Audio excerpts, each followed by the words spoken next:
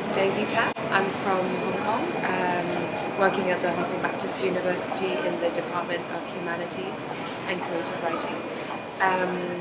So my work is about ethical food practices, so I was very pleased to have the opportunity today to talk about my latest project on food waste and kind of situating that practice within Hong Kong, looking at the way we depend on imports, the food system and how it works in Hong Kong as an example of a very urbanized metropolitan city. And looking at ways in which we could help recover surplus food to feed the hungry, which exist in Hong Kong, sadly.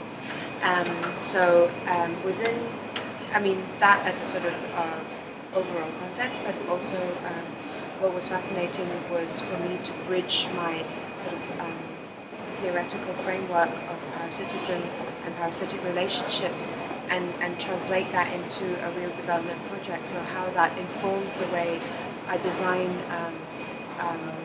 the online platform, which is going to help facilitate the collection of surplus food.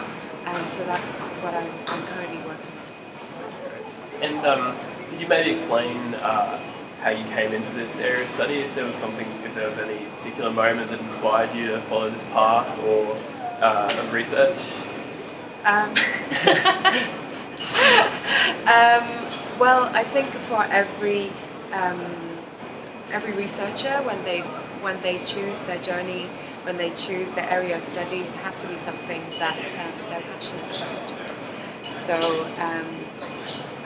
So as most of the participants in this workshop, I think all of us are excited about food and we're passionate about food in all our various ways, and my journey took me from London, where I was also led, and when I was doing my PhD, I worked in the market, in a farmer's market, and I loved it, and that taught me so much, because it taught me the importance of being in touch with the subject area that I'm working on. So, like a lot of critique that people have of academics who stay in their ivory towers and stick to their theoretical musings, let's call it.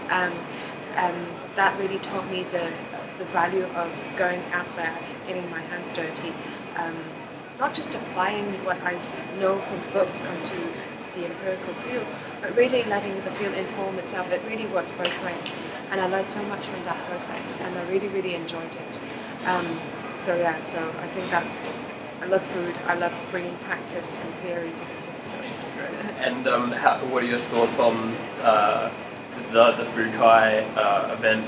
Yesterday we were at the data workshop and the symposium. How do you feel? Is there any particular thing from the event that you've taken away that you'd like to explore further, or that you'd like to talk to your colleagues about?